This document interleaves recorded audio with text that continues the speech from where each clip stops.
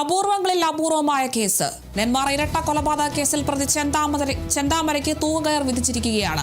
20 ലക്ഷം രൂപ പിഴയും ശിക്ഷ കോടതി വിധിച്ചിട്ടുണ്ട്. എന്തായാലും സുധാകരന്റെ കുടുംബത്തിന് നീതി ലഭിച്ചിരിക്കുന്നു. തൂക്കുകയറാണ് പ്രതി ചെന്താമരയ്ക്ക് വിധിച്ചിട്ടുള്ളത്.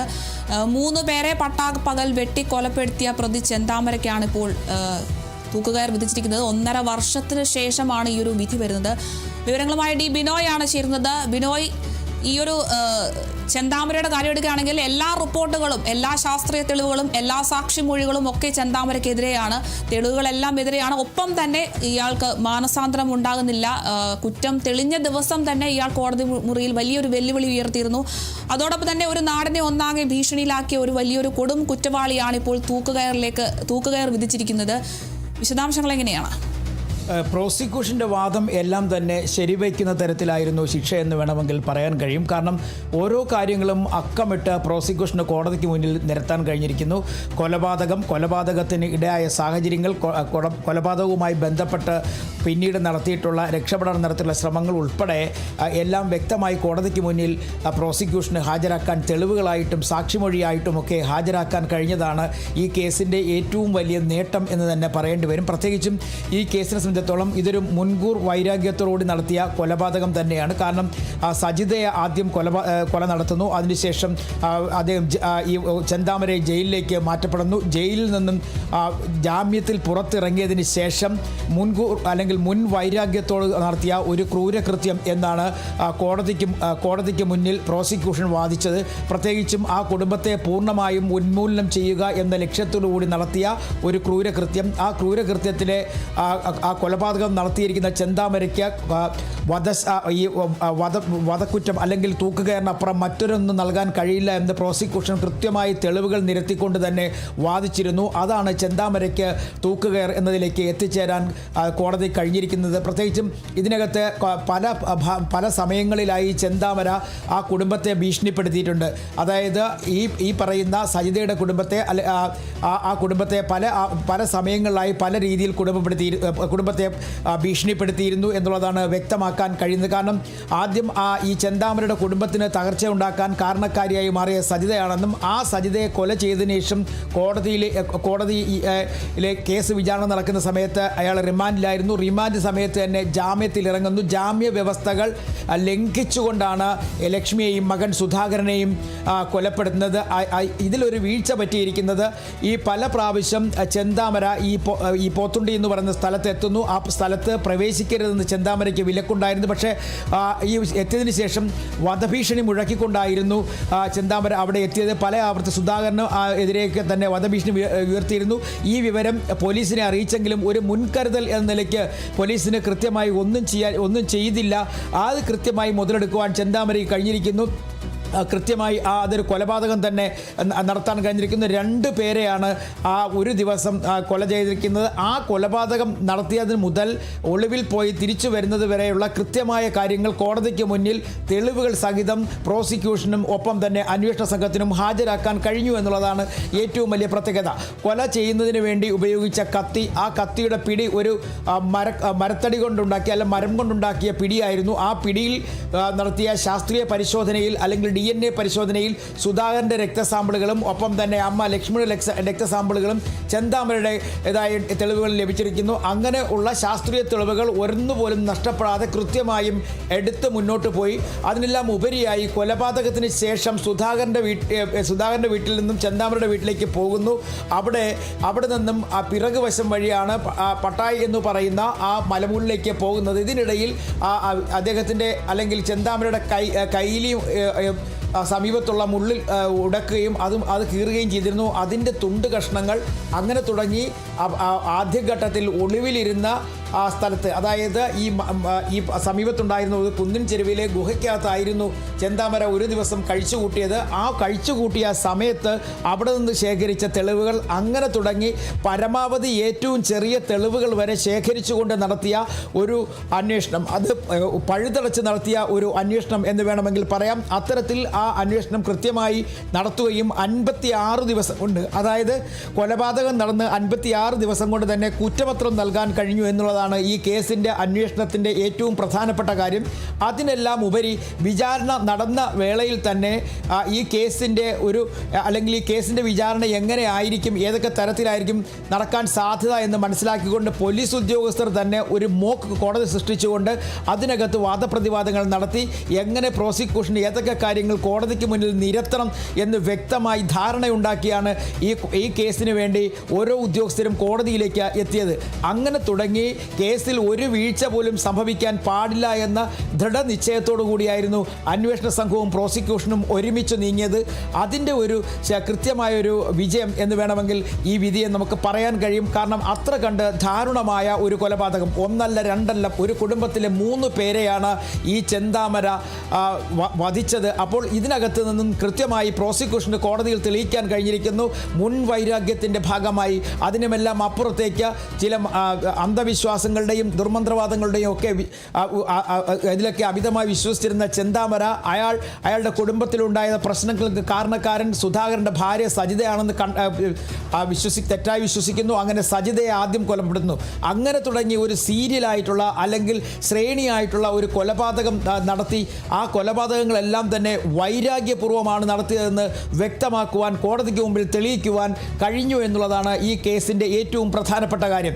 ഇതിൽ ഒരു കാര്യം മനസ്സിലാക്കേണ്ടത്, ചില വീഴ്ചകൾ ആ സ്ഥലത്തുള്ള പോലീസിന് സംഭവിച്ചിരുന്നു. കാരണം ജാമ്യത്തിൽ അല്ല, ഈ പരോളിൽ പുറത്തേക്ക് വരുന്നു. ആ പരോളിൽ വന്നതിന് ശേഷം ആ സ്ഥലത്ത്, അതായത് പോത്തുണ്ടി എന്ന് പറയുന്ന സ്ഥലത്തേക്ക് യാതൊരു കാരണവശാലും പോകരുത് എന്ന് വിലക്കുണ്ടായിരുന്നിട്ട് പോലും പല ആവർത്തി സുധാകരൻ്റെ വീടിൻ്റെ സമീപത്തെത്തുകയും ആ സമീപത്ത് എത്തി സുധാകരൻ്റെ കുടുംബത്തിനെ ഭീഷണിപ്പെടുത്തുകയും ചെയ്തിരുന്നു. അത്തരത്തിൽ ഭീഷണിപ്പെടുത്തിയിരുന്നുള്ള വിവരങ്ങൾ ഉൾപ്പെടെയുള്ള കാര്യങ്ങൾ വ്യക്തമായി കോടതിക്ക് മുമ്പിൽ പ്രോസിക്യൂഷൻ തെളിയിക്കാൻ കഴിഞ്ഞു. ഇതിൽ ഉണ്ടായ ഒരു പ്രധാനപ്പെട്ട സംഭവം, 4 പേർ ഇതിൽ അല്ലെങ്കിൽ 4 സാക്ഷികൾ കൂറുമാറിയതാണ്. കാരണം ചെന്താമര ഈ സുധാകരൻ്റെ വീട്ടിലെത്തി കൊല നടത്തിയതിന് ശേഷം പുറത്തേക്ക് വന്നത് കണ്ട ഒരാളായിരുന്നു അവിടെ ഉണ്ടായിരുന്ന ഒരു ആദിവാസി സമുദായത്തിൽപ്പെട്ട ഒരു യുവാവ്. അയാൾ ആദ്യഘട്ടത്തിൽ പോലീസിനും ഒപ്പം തന്നെ ഇതുമായി ബന്ധപ്പെട്ട അന്വേഷണ സംഘത്തിനുമൊക്കെ കൃത്യമായി മൊഴി നൽകിയിരുന്നു. പക്ഷേ ആ മൊഴി കോടതിയിലേക്ക് എത്തുമ്പോഴേക്കും മാറ്റിപ്പറയുകയും അതിൽ നിന്നും അതുപോലെ തന്നെ കൂറുമാറുകയും ചെയ്തു. ഒപ്പം ഈ ചെന്താമരയുടെ അടുത്ത ബന്ധുക്കളിൽ ചിലർ ആദ്യം പോലീസിന് ഒപ്പം നിൽക്കുകയും കൊലപാതകം നടന്ന സംഭവങ്ങളുമായി ബന്ധപ്പെട്ട കാര്യങ്ങൾ കൃത്യമായി പറയുകയും ചെയ്തിരുന്നു.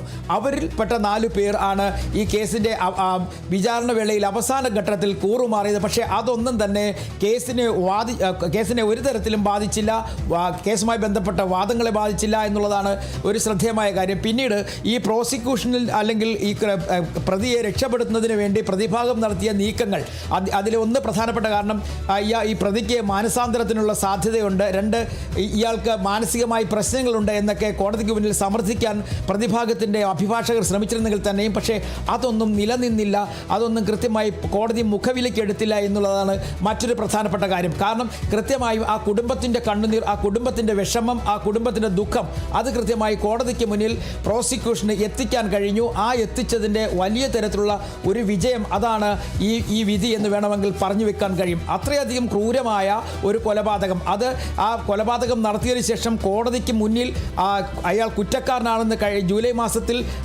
മാസം 13-ാം തീയതി ആണ് അദ്ദേഹത്തെ ഈ ചെന്താമര കുറ്റക്കാരനാണെന്ന് കണ്ടെത്തപ്പെടുന്നത്, വിധിക്കപ്പെടുന്നത്. അന്ന് കോടതിക്ക് മുമ്പിൽ ഈ ചെന്താമര നടത്തിയ ചില അഭിപ്രായ പ്രകടനങ്ങളുണ്ട്. അതുകൂടി കോടതിയെ ഒന്നുകൂടി ചിന്തിപ്പിക്കുവാൻ വഴിവെച്ചു. പ്രധാനമായും പറഞ്ഞത് താൻ മഹാത്മാഗാന്ധിയല്ല, കാരണം ഒരു കർണത്തടിക്കുമ്പോൾ മറ്റേ കർണം കാണിച്ചു കൊടുക്കുവാൻ എന്ന തരത്തിൽ കോടതിയെ വെല്ലുവിളിക്കുന്ന തരത്തിൽ ചില വാചക കസർത്തുകൾ കോടതിക്ക് മുന്നിൽ ഈ ചെന്താമര നടത്തിയിരുന്നു. അത് കോടതിയെ വീണ്ടും ഒരിക്കൽ കൂടി ചിന്തിപ്പിക്കുന്നതിന് വേണ്ടി വഴിവെച്ചു എന്ന് വേണമെങ്കിൽ പറയേണ്ടി വരും. കാരണം അത്രയധികം ക്രൂരത ഉള്ളിൻ്റെ ഉള്ളിൽ കിടക്കുന്ന ഒരു ക്രൂരനായ കൊലപാതകിയാണ് ഈ ചെന്താമര എന്നുള്ളത് കോടതിക്ക് തന്നെ വ്യക്തമാകുന്ന തരത്തിലായിരുന്നു കോടതിക്ക് മുന്നിൽ ഈ ചെന്താമര നടത്തിയ വെല്ലുവിളികൾ. അങ്ങനെ ക്രൂരമായ ഒരു കൊല നടത്തിയതിനു ശേഷം കോടതിക്ക് മുന്നിൽ പോലും കൂസലില്ലാതെ നിന്നുകൊണ്ട് കോടതി പറയുന്ന കാര്യങ്ങൾക്ക് വിരുദ്ധമായി സംസാരിച്ചിരുന്ന ഒരു കുറ്റവാളി, ആ കുറ്റവാളിക്ക് ഒരു പക്ഷേ തൂക്കുകയറിനപ്പുറം മറ്റൊന്നും തന്നെ കോടതിക്ക് ചിന്തിക്കാൻ കഴിയത്തില്ല എന്നുള്ളതിൻ്റെ തെളിവാണ് ഇപ്പോഴത്തെ ഈ ശിക്ഷാവിധി എന്ന് വേണമെങ്കിൽ പറയേണ്ടി വരും. കാരണം അതിദാരുണം, ഒരു കുടുംബത്തെ പൂർണ്ണമായും തകർത്ത് കഴിഞ്ഞിരിക്കുന്നു. ഇനിയുള്ള കുട്ടികൾക്ക് ആര് എന്നൊരു ചോദ്യം കോടതിക്ക് മുമ്പിലുണ്ട്. ആ ചോദ്യത്തിന് കൃത്യമായ മറുപടി ചെന്താമരയുടെ തൂക്കുകയർ തന്നെയായിരുന്നു എന്ന് നമുക്ക് പറഞ്ഞു വെക്കാം. അത്രയധികം ക്രൂരമായിരുന്നു. കാരണം ഇവിടെ അന്ധവിശ്വാസങ്ങൾ അല്ലെങ്കിൽ ജ്യോതിഷ സംബന്ധമായ വിശ്വാസങ്ങളിലൊക്കെ ഉണ്ടായിരുന്നു. അത് ചെന്താമരയുടെ കുടുംബത്തിനുണ്ടായ തകർച്ചയ്ക്ക് കാരണമായത് മുടി നീട്ടി വളർത്തിയ ഒരു സ്ത്രീയാണ് ഈ പ്രശ്നങ്ങൾക്ക് കാരണക്കാരി എന്ന് പറയുന്നു. സമീപത്തുള്ള വീടുകളിൽ മുടിക്ക് നീളമുള്ളത് സജിതയാണ്, അതായത് സുധാകരൻ്റെ ഭാര്യയാണെന്ന് തെറ്റിദ്ധരിക്കപ്പെടുന്നു. ആ തെറ്റിദ്ധാരണ അടിസ്ഥാനത്തിൽ സജിതയെ കൊലപ്പെടുത്തുന്നു. അപ്പോൾ ഇതിൽ നിന്ന് മനസ്സിലാക്കേണ്ടത് ചില അന്ധവിശ്വാസങ്ങൾ, അതിനപ്പുറത്തേക്ക് അതിൽ നിന്നുമൊക്കെ ഒരു മനുഷ്യൻ്റെ ഉള്ളിൽ നിസ്സാരമായ കാര്യങ്ങൾ അത് കൊലപാതകം വരെ എത്തിച്ച് ചിന്തിക്കുന്ന തരത്തിലേക്ക് മനസ്സ് മാറ്റപ്പെടുന്ന ഒരു കൊടും കുറ്റവാളിയുടെ അല്ലെങ്കിൽ ഒരു ക്രൂരതകൾ എപ്പോഴും ഒളിപ്പിച്ച മനസ്സുമായി പോകുന്ന ഒരാളായിരുന്നു ഈ ചെന്താമര എന്നുള്ളത് വളരെ വേഗത്തിൽ തന്നെ കോടതിക്ക് മനസ്സിലാവുകയും അത് പിന്നീട് വാദം നടക്കുന്ന സമയത്ത് കോടതിക്ക് മുന്നിൽ കൂടുതൽ കാര്യങ്ങൾ പ്രോസിക്യൂഷൻ ധരിപ്പിക്കേണ്ട ഒരു അവസ്ഥയിലേക്ക് പോയിരുന്നില്ല. ഇതിൽ മനസ്സിലാക്കേണ്ട ഒരു പ്രധാനപ്പെട്ട കാര്യം ഈ പ്രോസിക്യൂഷൻ കൃത്യമായി പറഞ്ഞു വെച്ച കാര്യങ്ങൾ, അതായത് ഈ വാദപ്രതിവാദ വേളയിൽ പറഞ്ഞു വെച്ച കാര്യങ്ങൾ ഒരു സീരിയൽ കില്ലർ എന്നുള്ള ഒരു കാര്യമായിരുന്നു. അത് കൃത്യമായി തെളിഞ്ഞു എന്നുള്ളതാണ് ഈ വധശിക്ഷയ്ക്ക് പിന്നിലെ ഒരു പ്രധാനപ്പെട്ട കാര്യം. കാരണം ഈ സാധാരണഗതിയിൽ നിന്ന് വ്യത്യസ്തമായി കൊലയ്ക്ക് പ്രേരണ ഒരുക്കിയ കാര്യങ്ങൾ, കാരണം ഇതിനകത്ത് കലശലായ തരത്തിൽ കുടുംബങ്ങൾ തങ്ങളിലുള്ള അല്ലെങ്കിൽ അയൽക്കാർ തങ്ങളിലുള്ള വഴക്കില്ല, അല്ലെങ്കിൽ സുധാകരനും ഈ ചെന്താമരയും തങ്ങളിൽ നേരത്തെ പ്രശ്നങ്ങളോ ഏറ്റുമുട്ടലുകളോ ഇല്ല, അല്ലെങ്കിൽ സജിതയുമായി പ്രശ്നങ്ങളില്ല, ഈ കുടുംബവുമായി ഒരു പ്രശ്നവുമില്ല. പിന്നെ ഈ ചില തെറ്റിദ്ധാരണകളുടെ അടിസ്ഥാനത്തിൽ നടത്തിയ കൊലപാതകം ആദ്യത്തേത്, ആ കൊലപാതകം കഴിഞ്ഞ് വിചാരണ തടവുകാരനായി ജയിലിൽ കഴിയുന്ന സമയത്ത് പരോൾ ലഭിക്കുന്നു.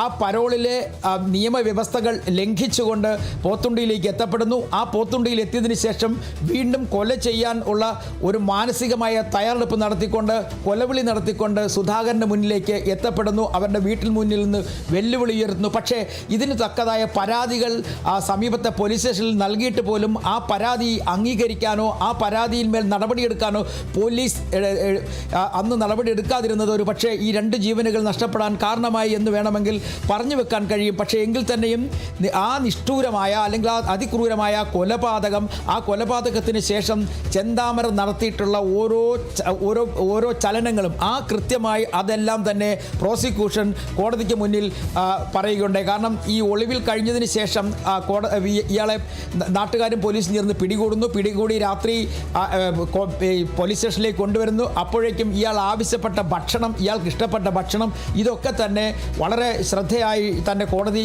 ശ്രവിച്ചു എന്നുള്ളതാണ് പ്രത്യേകത. കാരണം അവിടെ തുടങ്ങുന്നത്, കാരണം ഇയാൾക്ക് ഒരു തരത്തിലുള്ള മാനസാന്തരവുമില്ല, അല്ലെങ്കിൽ 3 പേരെ കൊലപ്പെടുത്തിയതിൻ്റെ പേരിൽ ഒരു കുറ്റബോധവുമില്ലാതെ മുന്നോട്ട് പോയ ഒരു ക്രൂരനായ കൊലയാളി എന്ന് തന്നെയാണ് കോടതിക്ക് മനസ്സിലായത്.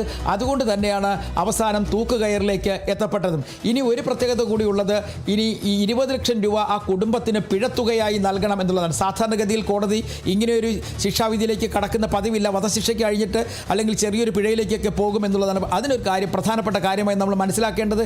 കാരണം ഈ കുടുംബം പൂർണ്ണമായും തകർന്ന അവസ്ഥയിലാണ്. പെൺകുട്ടികൾ മാത്രമാണ് ജീവിച്ചിരിക്കുന്നത്, അമ്മയില്ല, അച്ഛനില്ല, അതുപോലെ തന്നെ മുത്തശ്ശിയില്ല. അപ്പോൾ ഇത്രയും ആളുകൾ നഷ്ടപ്പെട്ടു പോയ കുടുംബത്തിന് ഇനി മുന്നോട്ട് പോകാൻ ഒരു തരത്തിൽ മുന്നോട്ട് പോകാൻ കഴിയാത്തൊരു സാഹചര്യം നിലനിൽക്കുന്നത് കൊണ്ട് തന്നെ ആ കുടുംബത്തിൻ്റെ മുന്നോട്ട് പോക്കിന് എങ്ങനെ കഴിയുമെന്നുള്ള ചിന്ത കൂടി കോടതിയുടെ മനസ്സിലേക്ക് കടന്നു വരുന്നു. അതുകൊണ്ട് തന്നെ ആയിരിക്കാം ഒരു പക്ഷേ ഈ 20 ലക്ഷം എന്ന് പറയുന്ന പിഴത്തുക കൂടി വിധിക്കപ്പെട്ട് കഴിഞ്ഞിരിക്കുന്നു.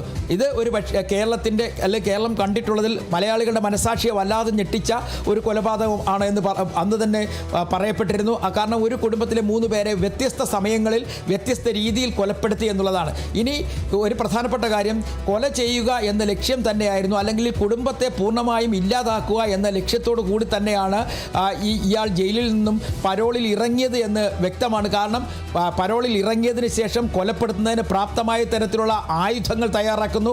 ആ വീട്ടിലേക്ക്, ചെന്താമരയുടെ പഴയ വീട്ടിലേക്ക് തിരിച്ചെത്തുന്നു, അവിടെ തങ്ങുന്നു. അവിടെ തങ്ങിയതിന് ശേഷം സുധാകരൻ്റെ ഓരോ നീക്കുപോക്കുകളും എങ്ങോട്ടൊക്കെ പോകുന്നു, എങ്ങനെയാണ് അയാളുടെ യാത്രകൾ, ഇതെല്ലാം കൃത്യമായി വിലയിരുത്തുന്നു. ആ വീട്ടിലുള്ളവരെ കുറിച്ച് കൃത്യമായി നിരീക്ഷിക്കുന്നു. ആ നിരീക്ഷണങ്ങൾ കൃത്യമായി മനസ്സിലാക്കിയതിന് ശേഷം സുധാകരനും അമ്മയും ഒരേ സമയം വീട്ടിലുണ്ടെന്ന് മനസ്സിലാക്കുന്നു. അപ്പോൾ വീട്ടിലെത്തുന്നു, വെല്ലുവിളിക്കുന്നു, കൊല നടത്തുന്നു. അപ്പോൾ ഇതിൻ്റെ ഒരു കൃത്യമായ രീതിയിൽ അതെങ്ങനെയാണ് ഈ കൊല എങ്ങനെയാണ് നടത്തിയതെന്നും കൊലപാതകത്തിൻ്റെ നീക്കങ്ങൾ എങ്ങനെയാണെന്നും ഒക്കെ അന്വേഷണ സംഘത്തിന് കൃത്യമായി കോടതിയെ ധരിപ്പിക്കാൻ കഴിഞ്ഞു എന്നുള്ളതാണ് ഏറ്റവും എടുത്തു പറയേണ്ട ഒരു പ്രധാനപ്പെട്ട കാര്യം. അതുകൊണ്ടാണ് ഒരു പക്ഷേ തൂക്കുകയറിൽ വരെ എത്തിച്ചേർന്ന് നിൽക്കുന്നത്. ഇനി ഈ പ്രതിയെ സംബന്ധിച്ചിടത്തോളം അവസാന വട്ടത്തിലാണ് പ്രതിയെ രക്ഷപ്പെടുത്തുക എന്നുള്ള ഒരു നീക്കം പ്രതിഭാഗത്തുനിന്നുണ്ടായത്. അതിൽ പ്രധാനമായും പറഞ്ഞത് മനഃശാസ്ത്രപരമായ പ്രശ്നങ്ങളുണ്ട്, അല്ലെങ്കിൽ മാനസിക പ്രശ്നങ്ങളുള്ള ഒരു ആളാണ് ചെന്താമര എന്ന് പറഞ്ഞു വെക്കുന്നു. മാനസിക പ്രശ്നം എന്ന് പറയുമ്പോഴേക്കും ഭ്രാന്ത് ഉൾപ്പെടെയുള്ള അല്ലെങ്കിൽ മാനസിക വിഭ്രൂതി ഉൾപ്പെടെയുള്ള അസുഖങ്ങളുള്ള ഒരാളായിരിക്കാം. അങ്ങനെ ഉള്ള ഒരാൾ, വിഭ്രാന്തിയുള്ള ഒരാൾ എന്ന് പറയുമ്പോൾ ഒരു പക്ഷേ അറിയാതെ ചെയ്തു പോയ കൊലപാതകമെന്ന് സമർത്ഥിക്കുന്നതിന് വേണ്ടി വേണ്ടി പ്രതിഭാഗം നടത്തിയ നീക്കങ്ങൾ പോലും കോടതിക്ക് മുന്നിൽ പരാജയപ്പെട്ടു എന്നുള്ളത് ഒരു പ്രധാനപ്പെട്ട കാര്യമാണ്. അത് കോടതി തള്ളിക്കളഞ്ഞു എന്നുള്ളതാണ് ഇതിൽ ഏറ്റവും ശ്രദ്ധേയ കാര്യം. പ്രോസിക്യൂഷൻ ഇയാൾക്ക് ഒരു മാനസിക പ്രശ്നങ്ങളും ഇല്ല എന്ന് പ്രോസിക്യൂഷൻ പറയുന്നു. ആ പറഞ്ഞ കാര്യങ്ങൾ കോടതി കൃത്യമായി പ്രോസിക്യൂഷൻ പറഞ്ഞ കാര്യങ്ങൾ അംഗീകരിക്കപ്പെട്ട് കഴിഞ്ഞിരിക്കുന്നു. അങ്ങനെ ഒരു കുടുംബത്തിലെ 3 പേരെ പൂർണ്ണമായും ഇല്ലാതാക്കിയിരിക്കുന്ന ചെന്താമര എന്ന് പറയുന്ന നരാധമന് കോടതി കൊടുത്ത ഏറ്റവും വലിയ ശിക്ഷ അത് തൂക്കുകയർ തന്നെയാണ്. ആ തൂക്കുകയർ മാത്രം ഒതുങ്ങുന്നില്ല എന്നുള്ളതാണ് ശിക്ഷ. തകർന്നു പോയ കുടുംബത്തിന് സംരക്ഷണം എന്നോണം ഈ പ്രതിയിൽ നിന്ന് തന്നെ ഒരു സംരക്ഷണ തുക എന്നോണം 20 ലക്ഷം രൂപ കൂടി നൽകേണ്ട സ്ഥിതിയിലേക്ക് വരുന്നുണ്ട്. ഇനി ഇതുമായി ബന്ധപ്പെട്ട് കൂടുതൽ കാര്യങ്ങൾ പുറത്തേക്ക് വരുന്നതായിട്ടുണ്ട്. കാരണം ഇതിൽ നമ്മൾ മനസ്സിലാക്കേണ്ട ഒരു പ്രധാനപ്പെട്ട കാര്യം ഈ കൊലപാതകവുമായി ബന്ധപ്പെട്ട് പോലീസ് നടത്തിയ അന്വേഷണം, അതിൽ ഏറ്റവും സാധാരണഗതിയിൽ ഒരു കൊലപാതകവുമായി ബന്ധപ്പെട്ട് പോലീസ് നടത്തുന്ന അന്വേഷണങ്ങളിൽ നിന്നും വ്യത്യസ്തമായി പ്രതിയെ കണ്ടെത്താൻ നടത്തിയ നീക്കങ്ങൾ. കാരണം ഏകദേശം 24 മണിക്കൂറിലധികം സമയമാണ് കൊല നടത്തിയതിന് ശേഷം രക്ഷപ്പെട്ട് ഒരു കുന്നിൻ ചെരുവിൽ ഒളിച്ചിരുന്ന പ്രതിയെ കണ്ടെത്തുന്നതിന് വേണ്ടി നാട്ടുകാരും പോലീസും അടങ്ങുന്ന സംഘം വലിയ തരത്തിലുള്ള തിരച്ചിൽ നടത്തിയത്. വിശപ്പ് അതിൻ്റെ വളരെയധികം വർദ്ധിച്ചതിനെ തുടർന്നാണ് ഒളിവിൽ കഴിഞ്ഞിരുന്ന ചെന്താമര ആ ഗുഹയിൽ നിന്നും പുറത്തേക്ക് വരുന്നതും ആ ചെന്താമരെ പിന്നെ നാട്ടുകാരും പോലീസും ചേർന്ന് പിടികൂടുന്നതും. അപ്പോൾ ചെന്താമര നടത്തിയിട്ടുള്ള ഓരോ നീക്കങ്ങളും അത് കൃത്യമായി പ്രോസിക്യൂഷനും അന്വേഷണ സംഘത്തിനും കോടതിക്ക് മുന്നിൽ എത്തിക്കാൻ കഴിഞ്ഞു എന്നതാണ് ഈ കേസിൻ്റെ ഒരു വിജയത്തിൻ്റെ പ്രധാനപ്പെട്ട കാര്യം. അതുതന്നെയാണ് ഇത്രയധികം വലിയ ശിക്ഷ ഈ ചെന്താമര കിട്ടാൻ മറ്റൊരു കാരണവും. നിലവിൽ ഒരു കാര്യം മനസ്സിലാക്കാനുള്ളത് ഇനി ആ കുടുംബത്തിന് ആര് എന്നൊരു ചോദ്യം കോടതിക്ക് മുന്നിൽ ഉണ്ടായിരുന്നു. ആ ചോദ്യത്തിൻ്റെ മറുപടി തന്നെയായിരുന്നു 20 ലക്ഷം രൂപ പിഴ എന്നുള്ളത്. എന്തായാലും സമീപകാലത്ത് സംഭവിച്ചിട്ടുള്ള ഏറ്റവും വലിയ കൊലപാതകങ്ങളിൽ ഒന്ന് തന്നെയായിരുന്നു ഈ ചെന്താമര നടത്തിയിട്ടുള്ള കൊലപാതകമെന്ന് പറയേണ്ടി വരും. കാരണം അതൊരു ശ്രേണിയായി നടത്തിയ ഒരു കുടുംബത്തിലെ 3 പേരെ നിഷ്ഠൂരം കൊലപ്പെടുത്തിയ സംഭവം. അത് ആ കേസിൽ ഒരിക്കൽ പോലും പ്രതി മാപ്പർഹിക്കുന്നില്ല എന്ന് തന്നെ പ്രോസിക്യൂഷൻ പറഞ്ഞു. അത് കൃത്യമായി അത് സമർത്ഥിക്കാൻ പ്രോസിക്യൂഷന് കഴിഞ്ഞു. പക്ഷേ ഒരു ഘട്ടത്തിലൊക്കെ ഈ കോടതിയുമായി ബന്ധപ്പെട്ട് ചില നീക്കങ്ങളുണ്ടായിരുന്നു. അത് ഒരു പരിധിവരെ ഈ പ്രതിക്ക് രക്ഷപ്പെടുന്നതിന് ചില നീക്കങ്ങളൊക്കെ പ്രതിഭാഗത്തു നിന്നുണ്ടായിരുന്നു. പക്ഷേ ആ നീക്കങ്ങളൊക്കെ പൊളിക്കുവാൻ പ്രോസിക്യൂഷന് കഴിഞ്ഞു എന്നുള്ളതാണ് ഒരു പ്രധാനപ്പെട്ട കാര്യം. കാരണം പ്രോസിക്യൂഷനെ സംബന്ധിച്ചിടത്തോളം അവർ മുന്നോട്ട് കൊണ്ടുവച്ച പ്രത്യേകിച്ചും ഇതിനകത്ത് ദൃക്സാക്ഷികളില്ല എന്നുള്ളതായിരുന്നു പ്രതിഭാഗം പ്രധാനമായും പറഞ്ഞത്. അതായത് സുധാകരൻ ഈ കൊല നടത്തി എന്ന് പറയുന്നതിന് കൃത്യമായി ദൃക്സാക്ഷികളില്ല, സാഹചര്യ തെളിവുകൾ മാത്രമാണ് ഉള്ളത് എന്ന് പറഞ്ഞിരുന്നു. സാഹചര്യ തെളിവുകൾ എന്ന് പറയുമ്പോൾ അതിലൊരു വ്യക്തത കൂടി വന്നിരിക്കുന്നത്, കാരണം കൊല ചെയ്ത് ഇറങ്ങിപ്പോയി കണ്ടതായിട്ടും ആരുമില്ല. പിന്നീട് അവിടെ നിന്ന് കണ്ടെത്തിയ രക്തക്കറകൾ, അവിടെ നിന്ന് കിട്ടിയ മറ്റു ചില തെളിവുകൾ, ഇത് അടിസ്ഥാനമാക്കിക്കൊണ്ടാണ് പ്രതിഭാഗം അന്ന് വാദിച്ചത്. ഇതിൽ ഈ കൊലപാതകത്തിന് ദൃക്സാക്ഷികളില്ല, അതുകൊണ്ട് ഈ കൊലപാതകവുമായി ബന്ധപ്പെട്ട പോലീസിൻ്റെ വാദം നിലനിൽക്കില്ല എന്ന്. പക്ഷേ അവിടെയാണ് ശാസ്ത്രീയമായി നടത്തിയ തെളിവുകൾ, DNA പരിശോധനകൾ ഉൾപ്പെടെ തെളിവായി കോടതി പരിഗണിക്കപ്പെടുകയും അതൊരു പ്രധാനപ്പെട്ട തെളിവായി മാറുകയും ചെയ്യുന്നു. എന്നാൽ ഈ കൊല നടത്തിയതിന് ശേഷം ചെന്താമര പുറത്തേക്ക് ഇറങ്ങി വരുന്നത് കണ്ട ആളുകളുണ്ട്, 4 പേരുണ്ട്. ആ 4 പേരും കോടതിക്ക് മുന്നിൽ എത്തിയപ്പോഴേക്കും കൂറുമാറുകയാണ് സംഭവിച്ചത്. അതിൽ പ്രധാനപ്പെട്ട ഒരു സാക്ഷി വളരെ വ്യക്തമായി ഈ കൊലപാതകം നടത്തിയതിന് ശേഷം അവിടെ നടക്കുന്ന ബഹളം, ശബ്ദങ്ങൾ, നിലവിളികൾ ഇതെല്ലാം കേട്ട ഒരാളുണ്ടായിരുന്നു. അത് ആ ആദിവാസി വിഭാഗത്തിൽപ്പെട്ട ഒരു യുവാവായിരുന്നു. പക്ഷേ കോടതിക്ക് മുന്നിലെത്തിയപ്പോഴേക്കും ആ യുവാവും കൂറുമാറുകയാണ് ചെയ്തത്. അങ്ങനെ സ്വാഭാവികമായും വലിയ തരത്തിൽ നടത്തിയ ഒരു കൊലപാതകം, അതായത് മുൻകൂട്ടി ഒരു കുടുംബത്തെ പൂർണ്ണമായും നശിപ്പിക്കുക എന്ന ലക്ഷ്യത്തോടു കൂടി നടത്തിയ ഒരു കൊലപാതകം, ആ കൊലപാതകത്തിന് കൃത്യമായി പ്രതിക്ക് കിട്ടിയ ഒരു വലിയ ശിക്ഷ അതാണ് ഈ തൂക്കുകയർ എന്ന് പറയാൻ നമുക്ക്.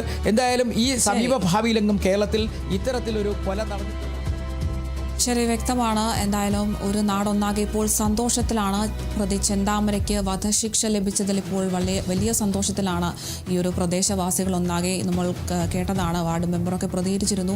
വലിയ സന്തോഷത്തിലാണ്. ഇനി ഇയാൾ പുറത്തിറങ്ങിയാൽ ഞങ്ങൾക്ക് എല്ലാവർക്കും വലിയൊരു ഭീഷണിയാണ് എന്നൊരു പ്രതികരണമായിരുന്നു ആ ഒരു വാർഡ് മെമ്പറിൻ്റെ ഭാഗത്തു നിന്നും ഉണ്ടായത്. എന്തായാലും ഒരു സാധാരണ ലോറി ഡ്രൈവറായ ചെന്താമര അന്ധവിശ്വാസത്തിൻ്റെയും ദുർമന്ത്രവാദത്തിൻ്റെയും പേരിൽ തൻ്റെ കുടുംബം നശിപ്പിച്ചത് മുടി നീട്ടി വളർത്തിയ ഒരു സ്ത്രീയാണ് കൊലപാതകമാണ് എന്ന് തെറ്റിദ്ധരിച്ച് സുധാകരന്റെ ഭാര്യയായ സജിതയെ 2019 കൊലപ്പെടുത്തുന്നു. ജയിലിൽ പോയ ശേഷം ജാമ്യത്തിലിറങ്ങി 2025 ജനുവരി 27 2 കൊലപാതകങ്ങൾ. സുധാകരനെയും അമ്മ ലക്ഷ്മിയെയും പട്ടാപ്പകൽ വെട്ടിക്കൊലപ്പെടുത്തിയ ശേഷം കാട് കയറുന്നു. അതിനുശേഷം വിശപ്പ് സഹിക്കാൻ വയ്യാതെയാണ് അയാൾ പുറത്തിറങ്ങുന്നത്. അങ്ങനെയാണ് ഈ ഒരു ചെന്താമരയെ പിടികൂടുന്നത്. എന്തായാലും നിരവധി വാദങ്ങൾക്കും പ്രതിവാദങ്ങൾക്കും എല്ലാം ശേഷം കോടതി കണ്ടെത്തിയിരിക്കുന്നു ഇയാൾ കുറ്റക്കാരനാണ്, സമൂഹത്തിന് ഭീഷണിയാണെന്നത്. എന്തായാലും പ്രതിക്ക് ഇപ്പോൾ വധശിക്ഷ വിധിച്ചിരിക്കുകയാണ്. 20 ലക്ഷം രൂപ പിഴയും ഇയാൾ ഒടുക്കേണ്ടിയുണ്ട്. സുധാകരന്റെ മക്കൾക്കാണ് ഈ ഒരു തുക നൽകേണ്ടത്. പ്രതിക്ക് തുക നൽകാനായില്ല എങ്കിൽ സർക്കാർ നൽകണമെന്നുമാണ് ഇപ്പോൾ കോടതി ഉത്തരവിട്ടിട്ടുള്ളത്. എന്തായാലും വിധി കേട്ട് യാതൊരുവിധ ഭാവവ്യത്യാസവും ഇല്ലാതെയാണ് കോടതി മുറിയിൽ നിന്ന് ഇയാൾ ഇറങ്ങിയിട്ടുള്ളത്. അന്വേഷണ സംഘത്തിന് എന്തായാലും കോടതിയുടെ ഭാഗത്തുനിന്ന് വലിയ അഭിനന്ദന പ്രവാഹമാണുള്ളത്. വിധിയിൽ സന്തോഷമെന്നും പ്രോസിക്യൂഷൻ പ്രതികരിച്ചിട്ടുണ്ട്. എന്തായാലും പ്രോസിക്യൂഷൻ പറഞ്ഞതെല്ലാം തന്നെ കോടതി അംഗീകരിച്ചും കഴിഞ്ഞു. എന്തായാലും കോടതി കണ്ടെത്തിയിരിക്കുന്നത് ചെന്താമരയ്ക്ക് യാതൊരുവിധ മാനസാന്തരവുമില്ല. 3 കൊലപാതകങ്ങൾ, പട്ടാപ്പകൽ 3 പേരെ കൊലപ്പെടുത്തിയ ഒരു കുടുംബത്തെ തന്നെ ഇല്ലാതാക്കിയ കൊടും കുറ്റവാളി ചെന്താമരയ്ക്ക് യാതൊരുവിധ പശ്ചാത്താപമോ കുറ്റബോധമോ ഒന്നും തന്നെ ഇല്ല എന്ന് കോടതി ശരിവെച്ചിരിക്കുന്നു. എല്ലാ റിപ്പോർട്ടുകളും, എല്ലാ സാഹചര്യ തെളിവുകളും, എല്ലാ സാക്ഷിമൊഴികളും, എല്ലാ ശാസ്ത്രീയ തെളിവുകളും പ്രതി ചെന്താമരയ്ക്കെതിരെയാണ്. എന്തായാലും കോടതി ചെന്താമരയ്ക്ക് വധശിക്ഷ വിധിച്ചിരിക്കുന്നു. വധശിക്ഷയും 20 ലക്ഷം രൂപ പിഴയുമാണ് കൊടും കുറ്റവാളിയായ പ്രതി ചെന്താമരയ്ക്ക് കോടതി വിധിച്ചിരിക്കുന്നത്. തിരികെ എത്താം ഇടവേളയ്ക്ക് ശേഷം.